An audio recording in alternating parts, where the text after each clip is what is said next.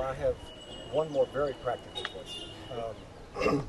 When His Holiness came to the University of Arkansas in May, he shared the stage with a man named Vincent Harding, who was one of Martin Luther King Jr.'s colleagues. He's now 80 years old. And one of the issues he has is that among the younger Americans, the lessons of nonviolence are no longer being taught. With Martin Luther King's generation, there were schools all over America that taught the practice of nonviolence, how you behave nonviolently in the face of oppression. Those schools are now gone. They don't exist any longer. Could you give us some practical advice for how we can attempt to regain that momentum among the younger people? But I think nonviolence is, I wish it can be taught. I don't think it can be taught. Nonviolence is to practice.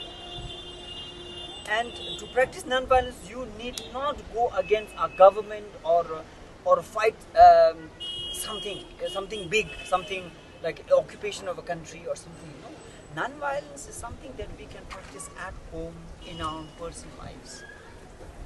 And there if we can bring nonviolence. Nonviolence is a culture.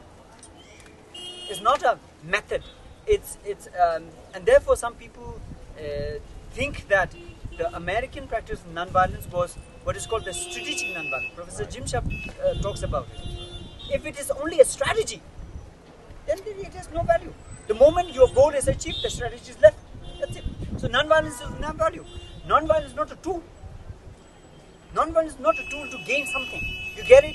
Once you got it, your goal is achieved. You leave in nonviolence. No. Nonviolence is a culture that can make all of us, has a huge potential to make all of us, individually, personally, more at peace within ourselves. Encourage that practice of nonviolence, that instill of peace in others, in your family, to start with, and in the society.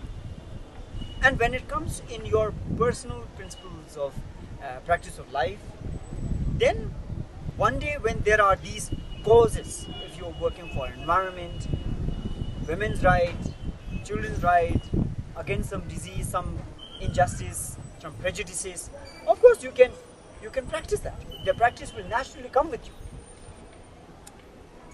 So this practice of nonviolence as a culture, look at this as a culture, not as a strategy. And this is a basic attitude. This will help, I think. Internal disarmament first. Yes. Internally, how do you practice this? And this is not something, in fact, I want to say, nonviolence is not just a duty of the Tibetan Buddhists or the Dalai Lama. All religions talk about nonviolence. All religions teach nonviolence, including Islam and Christianity. All religions teach. If we go back to our own religion and culture, we will see that seed of nonviolence there. So, if there is more reflection among the younger generation Americans, your government can be more nonviolent. If people are violent, the government will also, with little provocations, the government will unleash its violent nature. Will send army, will kill and torture, and will get them. And, you are there or here, or then it becomes practice of violence, which is not a good example for America to do that today. America has a huge responsibility. I think like in Asia, in India, in Africa, most people want to go to America. Not because America has more money or more guns, but because they think that there are more liberal people, there are more intelligent people, and a better life can be lived and made there. But American government's policy is something that many people don't like. They hate, actually. And this is something you can do, because your government is your government. Your government, you cannot distance yourself from the government. If your government is doing something wrong, you have to own the religion. So therefore, you can actually affect the government policy. If huge number of people, this is how you actually voted out George Bush. One of the reasons. There were many protests when George Bush went out to take the war in Iraq. There were many Americans who protested. I know this. So asking your government to practice restraint, to practice magnanimity, is something you want to be proud of.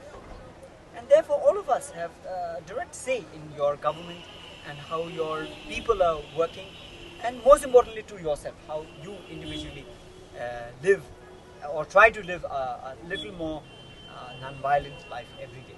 I think this is a practice that we all can. And therefore, once you have this willingness to practice non-violence in your own life, then you will look for texts, teachers, and then maybe courses to study Martin Luther King, Gandhi, or from different religions, or from Dalai Lama and various other things. Then you will go out. If you do not value non-violence deep in yourself, then these become actually a textbook to write examinations and get degrees, which is of no use.